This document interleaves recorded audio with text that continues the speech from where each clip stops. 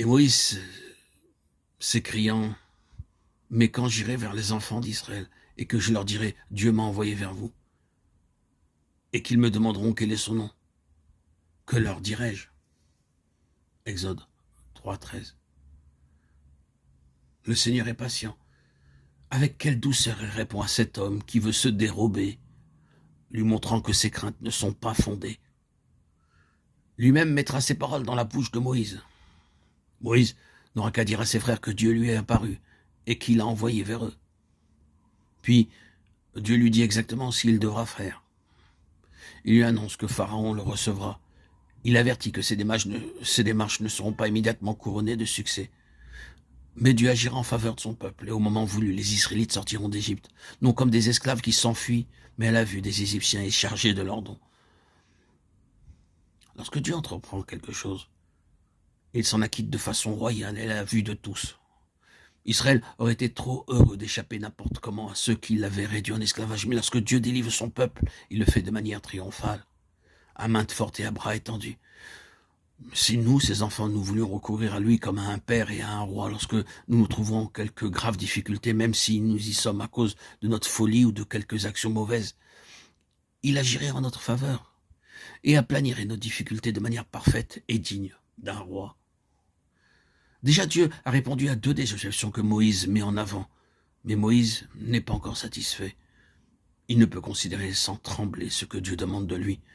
Peut-être évoque-t-il en cet instant le souvenir désagréable de cet Hébreu que certains jours il essaya de délivrer par ses propres moyens et qui lui dirent « Qui t'a établi juge sur nous ?»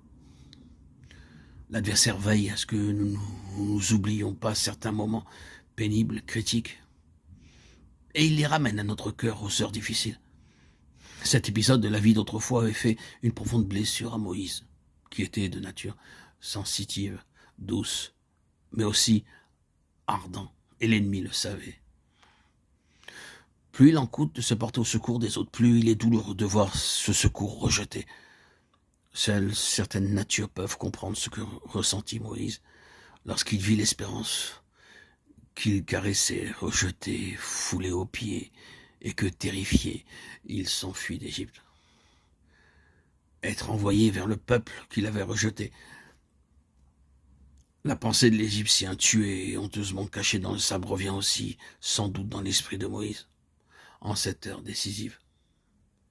Certes, aux yeux de Dieu, ses motifs étaient purs, mais lui-même se reproche sa folie. Il ne fallait pas que le moindre doute, la moindre incertitude subsistassent dans le cœur de Moïse.